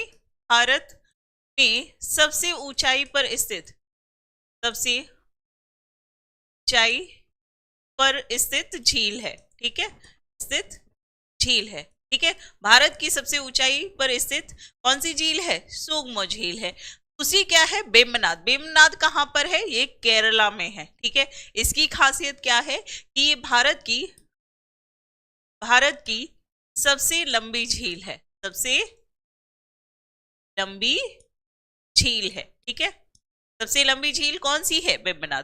तीसरी है डल झील। डल झील को ही जम्मू कश्मीर का आभूषण कहा जाता है। इसकी विशेषता, ये कहाँ है? जम्मू एंड कश्मीर में। इसकी विशेषता क्या है? डल झील में तैरता हुआ पोस्ट ऑफिस मिलेगा। तैरता हुआ, दुनिया का एकमात्र तैरता हुआ पोस्ट ऑफिस कहाँ है? पोस्ट ऑफिस कहाँ है? आपके डल झील में। इसके अलावा एसबीआई ने भी अपना पहला एटीएम इस झील में खोला है, वो भी तैरता हुआ एटीएम है, ठीक है। एसबीआई एटीएम कहाँ खोला गया है? डल झील के अंदर। ये भी याद रखिएगा, ये करंट अफेयर का सवाल है। बात करें लोकटक के बारे में, ठीक है। लोकटक के बारे में बात करें तो पहली चीज तो ये पूर्वोत्तर भारत की फ्रेश वाटर लेक है। भारत की फ्रेश वाटर लेक है, फ्रेश वाटर लेक है, मीठे पानी की झील है, ठीक है। पहली चीज तो ये। दूसरी चीज कहां पर स्थित है? मणिपुर में स्थित है, ठीक है। तीसरी बात आपको क्या ध्यान रखनी है कि यहाँ पर एकमात्र, दुनिया का एकमात्र तैरता राष्ट्रीय उद्यान है, नेशनल पार्क है। और इसका नाम क्या है? केबुल लामजाओ, ठीक है। जो कि किसके लिए प्रसिद्ध है? संगाई हिरण के लिए। संगाई हिरण जो है यहाँ पर बहुतायत में पाए जाते हैं, इसलिए संगाई हिरण जो है मणिपुर का राजकीय पशु भी है, ठीक है। संगाई हिरण, ठीक है। लोकटक झील, ये सारी की सारी झीलें जो है इंपॉर्टेंट है। झील हो गए, पहाड़ हो गए, दर्रे हो गए, ये ऐसे टॉपिक हैं सवाल आपकी ज्योग्राफी में पूछे जाते हैं, ठीक है। चलिए, क्लियर है यहां तक सभी को? आगे बढ़े, नेक्स्ट क्वेश्चन देखते हैं। कौन सा दर्रा कुल्लू घाटी को भारत के हिमाचल प्रदेश के लाहौल और स्पीति घाटियों से जोड़ता है, ठीक है। कौन सा ऐसा दर्रा है जो हिमाचल प्रदेश में लाहौल और स्पीति घाटियों को जोड़ने का काम करता है? बनिहाल, थमारसी दर्रा या फिर रोहतांग या फिर लिपुले? बताओ, सारे के सारे दर्रे बताने हैं, ये कहां पर स्थित है, ठीक है। देखो, पासेस की बात की और क्वेश्चन भी आ गया उससे। चलिए बताइए यहाँ पर सभी का आंसर क्या हो जाएगा? इसका आंसर आप ही को करना है भाई। बताओ भाई, रोहतांग दर्रा, क्या ये सही जवाब है? रोहतांग दर्रा, क्या ये सही जवाब है? बताइए यहाँ पर, क्या ये सही जवाब है? बिल्कुल, रोहतांग दर्रा। पहली चीज तो रोहतांग दर्रा कहाँ पे है? हिमाचल प्रदेश में है। ठीक है, कहाँ है? हिमाचल प्रदेश में। ये किसको? लाहौल को स्पीति से जोड़ने का काम करता है। किस घाटी में है? ये कुल्लू घाटी में स्थित है। दर्रा हम किसे कहते हैं? दर्रा या पासिस वो क्षेत्र होता है जो दो पहाड़ियों के बीच में जाने वाला रास्ता होता है। ठीक है, बनिहाल दर्रे की बात करें, बनिहाल दर्रा कहाँ है? बनिहाल दर्रा है पीर पंजाल श्रेणी पे, पीर पंजाल श्रेणी में स्थित है। और ये कहां पर स्थित है? आपके जम्मू एंड कश्मीर में स्थित है। वहीं पर थमार सिरी की बात करें तो ये दर्रा कहाँ है? ये केरल में स्थित पश्चिमी घाट में, पश्चिमी घाट में स्थित है। और वहीं लिपुलेख दर्रे की बात करें जो कि काफी ज्यादा कंट्रोवर्सी है, कई बार आपको करंट अफेयर में पढ़ाया है। ये कहाँ है? तो ये नेपाल और इंडिया बॉर्डर पे है। नेपाल और इंडिया बॉर्डर पे स्थित है। किस राज्य में? उत्तराखंड में। ठीक है, कहां पर? उत्तराखंड में। क्लियर है? चलिए आगे बढ़ते हैं नेक्स्ट क्वेश्चन में। उत्तरी गोलार्ध के उच्च अक्षांश 50 से लेकर 70 में पाए जाने वाले शानदार शंकुधारी वन को क्या कहा जाता है? बेल, टुंड्रा, लानोस या फिर टैगा? बताइए। 50 से लेकर 70 के बीच में, दो पहाड़ियों के बीच आने वाला मार्ग ही दर्रा कहलाता है। बिल्कुल सही बात है। चलिए बताइए, सारे के सारे बेल्ट कहाँ पाई जाती है? बेल्ट, बेल्ट क्या है? बेल्ट क्या है? बेल्ट बताइए। बेल्ट कहाँ पाई जाती है? ये साउथ अफ्रीका में पाई जाने वाले क्या है? घास के मैदान है, ग्रास लैंड है ना? ये सभी ग्रास लैंड है। लानोस कहाँ पाया जाता है? वेनेजुएला में, वेनेजुएला में। टैगा और टुंड्रा। ठीक है, तो अगर आप देखोगे इस तरीके से, अगर मैं देखूं तो इक्वेटर ये 0 डिग्री है और ये 90 डिग्री अक्षांश है। 0 डिग्री अक्षांश वो क्षेत्र है जहां पर सूर्य की किरणें सीधे सीधे लंबवत पड़ती हैं। तो ये क्षेत्र कैसा है? उष्णकटिबंधीय है।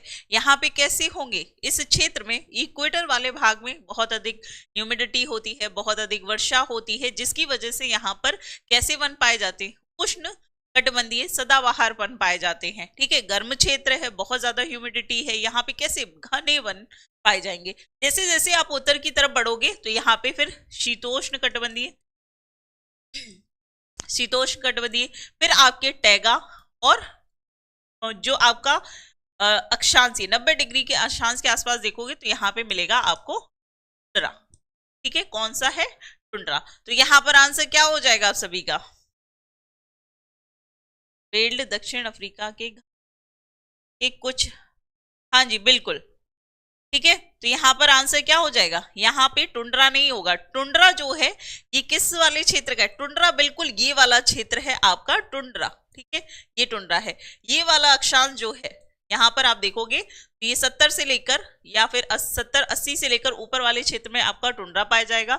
50 से लेकर 70 के बीच में जो है ये कौन से मैदान पाए जाएंगे? टैगा घास के मैदान पाए जाते हैं। ठीक है, कैसे होते हैं? टैगा घास के मैदान, दुनिया में सबसे बड़ा शीतोष्ण मैदान। अगला है, भारत में ताड़, नारियल, केवड़ा, एगोर निम्नलिखित में से किन वन में सामान्यतः पाए जाने वाले वृक्ष हैं? मैंग्रोव वन, उष्णकटिबंधीय सदाबहार वन, उष्णकटिबंधीय पर्णपाती वन या फिर पर्वतीय वन? बताओ, ताड़, नारियल, केवड़ा, एंगोर ये कहां पर पाए जाने वाले वन है? बताइए जल्दी से, यहां पर आंसर क्या हो जाएगा?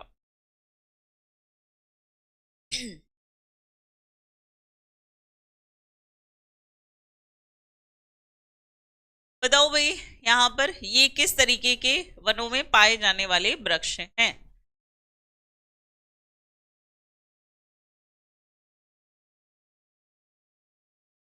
स्टेपीज जो है शीतोष्ण घाट के मैदान है। जहां ठंडे प्रदेश है वहां शीतोष्ण है, जहां गर्म है वहां उष्ण। ध्यान रखिएगा। बताओ यहाँ पर आंसर क्या हो जाएगा? उष्ण कटिबंधीय पर्णपाती वन होंगे, सदाबहार वन होंगे? देखो, उष्ण कटिबंधीय पर्णपाती वन मैंने आपको बताया है कर्क रेखा के उत्तर में भारत का जो क्षेत्र है वहां पर उष्ण कटिबंधीय पर्णपाती वन बहुतायत में पाए जाते हैं। ठीक है, कहाँ पाए जाएंगे? कर्क रेखा के उत्तर में, पहाड़ी क्षेत्र वहां। सदाबहार वन कहाँ पाए जाएंगे? जितना भी इक्वेटोरियल रीजन के पास में जो भारत का क्षेत्र है दक्षिण भारत का, ठीक है, वहां पे जैसे केरल हो गया, अंडमान निकोबार हो गया, यहाँ पे कैसे वन पाए जाएंगे, सदाबहार वन पाए जाएंगे। लेकिन यहाँ पे मैंग्रोव वन जो है, ठीक है, आपने देखा मैंग्रोव वन बहुत तटीय क्षेत्रों के आसपास का क्षेत्र होता है, ठीक है, जिसमें सुंदरी भी आ जाता है, ताड़ भी आ जाएगा, नारियल भी, केवड़ा, और ये एंगार जो है, ये सब किसमें आएंगे, शीत का मतलब ठंडा, उष्ण का मतलब गर्म, ठीक है। उष्ण पर्णपाती वन जो है ये उत्तर भारत में है, जबकि नारियल वगैरह जो है ये दक्षिण भारत में तटीय मैदानों पे होते हैं। यहाँ पर आंसर क्या होगा, मैंग्रोव वन होंगे, ठीक है। अब मैंग्रोव से ऐसे मत समझ लेना कि वो तो उस तरीके का क्षेत्र होता है, नहीं, यहाँ पर भी इसमें पैदावार होती है, ठीक। अगला है अंतरराष्ट्रीय बाघ दिवस कब मनाया जाता है, हर तारीख को, बताओ भाई। इंटरनेशनल टाइगर डे 5 जुलाई को, 30 जुलाई को, 29 जुलाई या फिर 4 जुलाई को। और साथ ही के साथ आपको बताना है कि अभी देश का 56वां टाइगर रिजर्व किस राज्य में और किसे घोषित किया गया है।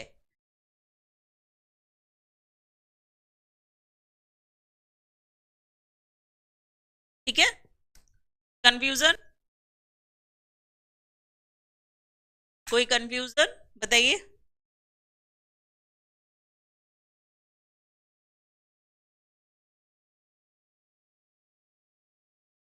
बताइए जल्दी से, यहाँ पर आंसर क्या हो जाएगा, बताओ भाई, क्या हो जाएगा, 29 जुलाई, सभी का आंसर सही है, ठीक है। तो टाइगर अभी नया कौन सा है, गुरु घासीदास, गुरु घासीदास तमोर पिंगला, पिंगला टाइगर रिजर्व किस राज्य में है, छत्तीसगढ़ में, ठीक है, कहाँ है, छत्तीसगढ़ में स्थित है, ठीक है, छत्तीसगढ़ में स्थित है। और इसको देश का 56वें वॉइस, ठीक है, क्लियर है यहाँ पर सभी को। चलिए आगे बढ़ते हैं नेक्स्ट क्वेश्चन पे। नेक्स्ट क्वेश्चन क्या है, नेक्स्ट क्वेश्चन है आपका कि international union for conservation, international union for conservation of nature IUCN के अनुसार निम्नलिखित में से कौन सी एक दुर्लभ प्रजाति है, शेर, पूंछ वाले बंदर की, या गंगेटिक डॉल्फिन की, एशियाई भैंस की, या फिर नीली भेड़ की, बताइए। ये क्वेश्चन मैंने आपको पहले भी कराया है, एक सेकेंड दो बस, थोड़ा सा वॉइस का ना हो इसलिए।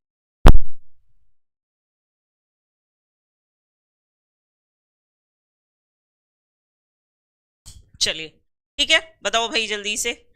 हाँ जी, खासीदास बहुत अच्छी अनामिका। चलिए बताओ यहाँ पर, तो यहाँ पे एशियाई भैंस जो है ये क्या है, IUCN जो है ये लिस्ट जारी करता है और ये सूचित करता है कि दुनिया भर में, विश्व में कौन कौन सी प्रजातियां, चाहे वो पेड़ों की प्रजातियां हो, चाहे जीव जंतु मतलब पशुओं की हो, सभी का डाटा कलेक्ट करता है, कौन किस स्थिति में है, किसकी संख्या ज्यादा है, किसकी कम हो रही है, कौन लुप्त होने वाला है, कौन लुप्त हो चुका है, इस सूची जो है जारी करता है, कौन करता है, IUCN, ठीक है। इसकी एक रेड डाटा बुक होती है जो कि सूचित करता है कि कौन सी डेंजरस स्पीसीज हो। अगला है निम्नलिखित में से कौन सी एक स्थानीय प्रजाति है, निकोबारी कबूतर, भारतीय जंगली गधा, रेगिस्तानी लोरी, या फिर भारतीय गेंडा, बताओ इसका आंसर क्या हो जाएगा, बताइए भाई इसका आंसर क्या हो जाएगा। कौन सी स्थानीय प्रजाति है, इनमें से कौन सी स्थानीय प्रजाति है जो कि मूल रूप से यही की है, बताओ, बताइए। देखो ये क्वेश्चन थोड़ा सा कंफ्यूज करेगा, लेकिन याद रखिएगा निकोबारी कबूतर, ठीक है, निकोबारी कबूतर। अगला है भारत के निम्नलिखित में से किस राज्य में लिंगराज मंदिर स्थित है, उड़ीसा में, कर्नाटक में, महाराष्ट्र में, या फिर तमिलनाडु में, बताओ भाई किस राज्य में स्थित है आपके लिंगराज मंदिर, भारत के, C for cute ma'am, okay, बताओ यहाँ पर आंसर क्या हो जाएगा, किस राज्य में स्थित है लिंगराज मंदिर। देखो ये कहाँ पर है भाई, उड़ीसा में, है ना, सभी को पता है कहाँ है, उड़ीसा में। उड़ीसा में एक तो आपका जगन्नाथ मंदिर है, ठीक है, जगन्नाथ मंदिर स्थित है, और जगन्नाथ मंदिर को क्या कहा जाता है, इसे व्हाइट पैगोडा के नाम से जाना जाता है, ठीक है, किस नाम से जाना जाता है, व्हाइट पैगोडा। दूसरा है यहाँ पर कोणार्क सूर्य मंदिर, कोणार्क सूर्य मंदिर, सन टेम्पल है, कौन सा, कोणार्क, जिसे ब्लैक पगोड़ा भी कहा जाता है, ब्लैक पगोड़ा कहा जाता है। मैंने आपको मॉर्निंग की क्लास में बताया था कि कोणार्क मंदिर में जो व्हील है उसी की प्रतिभूति जो है अभी रिसेंटली राष्ट्रपति भवन में स्थापित की गई है। 4 प्रतिभूति स्थापित किया गया है। इसके अलावा यहाँ पर तीसरा मंदिर कौन सा प्रमुख है? लिंगराज मंदिर। ठीक है, लिंगराज मंदिर। अभी आपको मालूम है यहाँ पर बाली जात्रा महोत्सव कहाँ मनाया गया है? ये बाली यात्रा जो है एशिया का सबसे बड़ा ओपन एयर फेयर है। बाली यात्रा कहाँ आयोजित किया गया? उड़ीसा में। अगला है श्री मणि प्रसाद का संबंध किस प्रकार के संगीत शैली से है? मिश्रित संगीत से, लोक संगीत से, कर्नाटक गायन संगीत से या फिर हिंदुस्तानी गायन संगीत से? बताइए।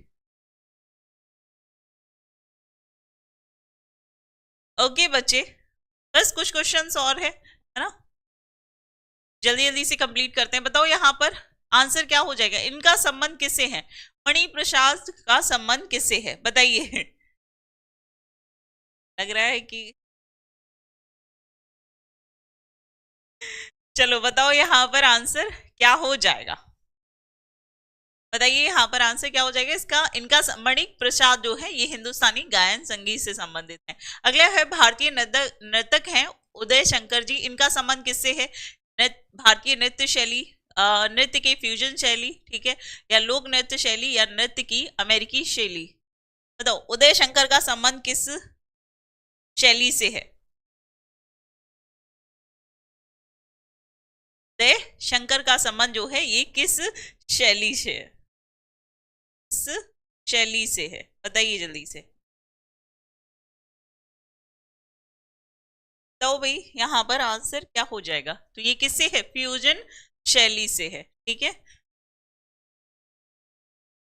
अगला है निम्नलिखित में से किस जोड़ में मनुष्य में गर्दन सिर से जुड़ी होती है? ठीक है, कौन सा जॉइंट होता है जिसमें सर और गर्दन जुड़ा होता है? बॉल और सॉकेट जोड़ होता है, मुख्य जोड़ होता है, हिंज जोड़ होता है, या संयुक्त जोड़ होता है? बताओ। आपका आपकी गर्दन और सिर के बीच जो कनेक्शन होता है, जो जॉइंट होता है, उसे किस नाम से जाना जाता है? तुक्का। चलो थोड़ी बहुत तुक्केबाजी तो चलती है 1-2 क्वेश्चन में, है ना।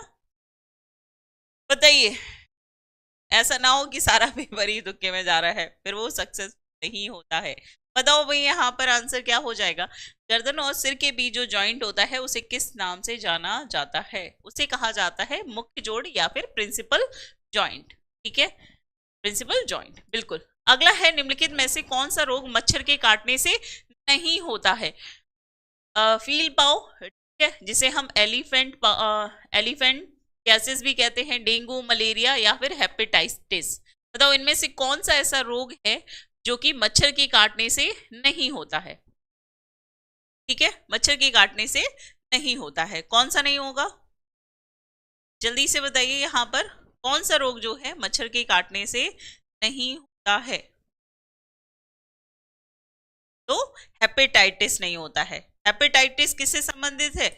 लिवर की सूजन से, लिवर में सूजन से, लिवर में सूजन से संबंधित है। ठीक है, बाकी जो है ये किसकी वजह से होते हैं?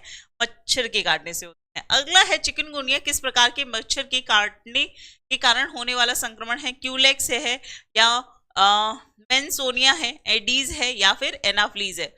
बताओ। यहाँ पे अगर आपसे पूछा जाए चिकनगुनिया जो है ये किसकी वजह से होता है? मच्छर के काटने से होता है। आपको बताना है इससे संबंधित कौन सा मच्छर है। ठीक है, हेपेटाइटिस किसकी वजह से होता है? हेपेटाइटिस में लिवर में सूजन हो जाती है। ठीक है, तो यहाँ पे एडीज मच्छर होता है किसके लिए? चिकनगुनिया के लिए रिस्पॉन्सिबल। वहीं एनाफ्लीज मच्छर जो है ये किसके लिए रिस्पॉन्सिबल होता है? मलेरिया। मलेरिया किसकी वजह से होता है? एनाफ्लीज मच्छर की वजह से। ठीक है, इसकी वजह से बायोलॉजी नहीं आती, आ जाएगी, वो भी आ जाएगी। ठीक, अगला है निम्नलिखित में से कौन सा कोलाइड फॉर्म का एक उदाहरण है? स्पंज है, मक्खन है, चीज है, या फिर कुहासा है? बताइए इनमें से कौन सा एक जो है आपका किसका उदाहरण है? कोलाइड फॉर्म का उदाहरण है, कोलाइड फॉर्म का उदाहरण है। बताओ जल्दी से यहाँ पर, कोलाइड फॉर्म का उदाहरण है। इनमें से कौन सा एक कोलाइड फॉर्म का उदाहरण है? ठीक है, यहाँ पे स्पंज जो है ये कोलाइड फॉर्म का उदाहरण है। ठीक है, स्पंज जो है ये कोलाइड फॉर्म का। किस भारतीय लेखक की पुस्तक है मानसरोवर? बताइए, गीता सहगल की, प्रेमचंद की, राम प्रसाद बिस्मिल की, या फिर यशपाल की? बताइए भाई यहाँ पर आंसर क्या हो जाएगा, किसकी किताब है? ठीक है, इनकी सेवा सदन, सेवा सदन है। इसके अलावा रंगभूमि, रंग, इसके अलावा निर्मला, निर्मला, ठीक है, निर्मला, इसके अलावा गवन, गवन और गोदान, गोदान। इनमें से एक भी किताब पता होगी तो आपको पता रहेगा कि यहाँ पर मानसरोवर किसकी किताब है। मानसरोवर किसकी किताब है? ये है श्री प्रेमचंद की। किसकी है? प्रेमचंद जी। ठीक है, यहीं पे मानसरोवर। सारी किताबें इनकी बहुत बार पूछी जाती है। महादेवी वर्मा, प्रेमचंद, ये ऐसे लेखक रहे हैं जिनकी किताबें अक्सर पूछी जाती हैं। ठीक है, अक्सर पूछी जाती हैं, तो ध्यान रखिएगा कौन है? प्रेमचंद। नेक्स्ट क्वेश्चन देखते हैं, पाटलिपुत्र की सामग्री उपन्यास निम्नलिखित में से किसे व्यास सम्मान मिला है? सुरेंद्र वर्मा को, विश्वनाथ त्रिपाठी, शरद पगारे को, या सुनीता जैन को? बताइए यहाँ पर आंसर आप सभी का क्या हो जाएगा? आप सभी का आंसर यहाँ पर क्या हो जाएगा? बताइए फटाफट से, आंसर क्या हो जाएगा? व्यास सम्मान मिला है किसके लिए? पाटलिपुत्र की सामग्री किसे मिला है? फटाफट से बताइए, ये सम्मान किसे मिला है? जिंदगी का असली मता तो प्रेम में है। क्या बात है। चलो बताओ यहाँ पर आंसर सभी का क्या हो जाएगा?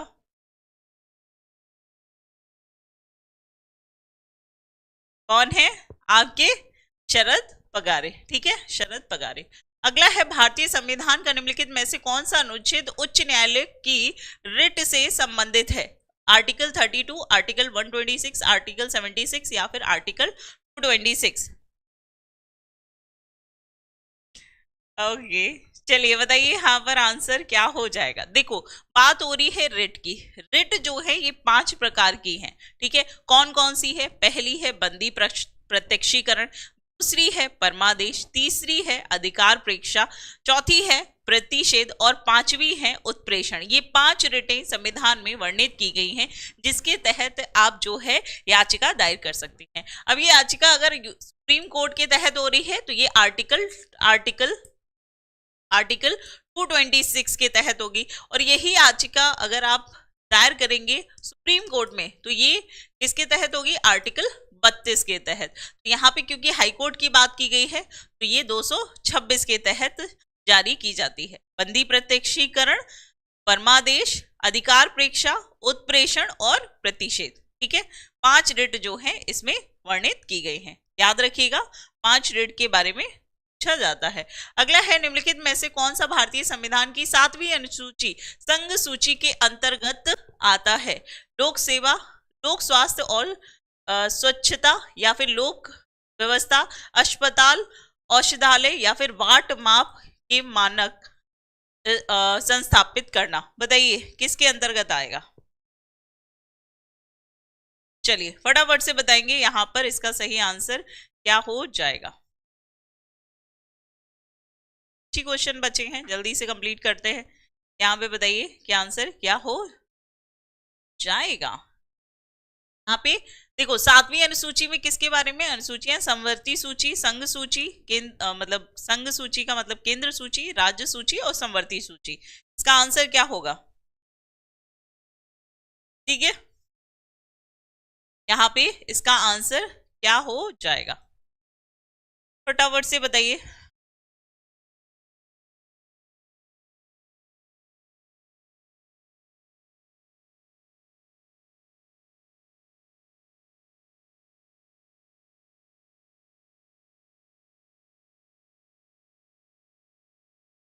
ठीक है, तो यहाँ पर आप देखोगे कि यहाँ पर आंसर क्या है आपके? वाट माप के मानक संस्थापित करना।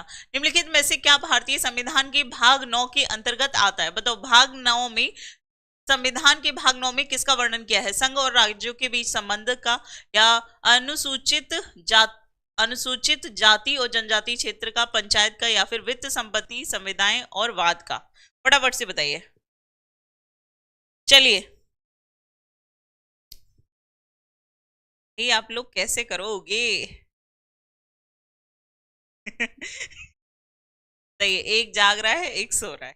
वाह, शिफ्टिंग चल रही है। चलिए बात करें किसके बारे में, तो यहाँ पर पंचायतों के बारे में किसमें बताया गया है? भाग 9 में। और वहीं पर भाग 9 की कामें, भाग 9 के कामें किसकी बात की गई है? नगर पालिकाओं के बारे में बताया गया है। ठीक है, नगर पालिकाएं। अगला देखते हैं, भारत में दहेज निषेध अधिनियम जो है ये किस वर्ष पारित किया गया? 1973, 1982, 1961, 1954। मिठाई खा रहे हैं इसलिए ज्यादा मीठा मत खाओ, ठीक है, स्वास्थ्य के लिए हानिकारक होता है। चलो बताओ, यहाँ पर दहेज निषेध अधिनियम, ये पहले भी मैंने आपको कराया है, बताओ। ये लाया गया था 1961 में। ठीक है, अगला है 2011 की जनगणना के अनुसार 2001 से लेकर 11 तक भारत की जनसंख्या का वार्षिक वृद्धि दर क्या है? 1.97%, 1.64%, 2.16%, या फिर 2.2%, या फिर 2.2%? फटाफट से बताइए किसका आंसर क्या हो जाएगा। 2001 से लेकर 2011 तक जो वृद्धि दर है भारत की, ये क्या रही है? क्या रही है? चलो बताओ यहाँ पर आंसर क्या हो जाएगा आप सभी का, जल्दी से आंसर करेंगे। क्या रही है यहाँ पर? तो ये रही है आपकी 1.64%। अगला सवाल है, निम्नलिखित में से किस तारामंडल को शिकारी भी कहा जाता है? कौन सा ऐसा तारामंडल है जिसे शिकारी भी कहा जाता है? कैसियोपिया, या लियो मेजर, सप्तर्षि, या फिर आपका ओरोइन? ओरोइन। आपको इसका जवाब देना है कमेंट सेक्शन में। ठीक है, ये आज का आपका होमवर्क क्वेश्चन है, ये आज का आपका होमवर्क क्वेश्चन है। इसका आंसर आप देंगे कमेंट सेक्शन में, क्योंकि ये क्लास अब यहीं पर समाप्त होती है। ठीक है, तो आज की ये क्लास में हमने काफी सारे महत्वपूर्ण सवाल देखे हैं। क्लास कैसी लगी कमेंट करके जरूर बताइएगा, और साथ ही के साथ ये भी बताना कि आपका स्कोर क्या रहा है।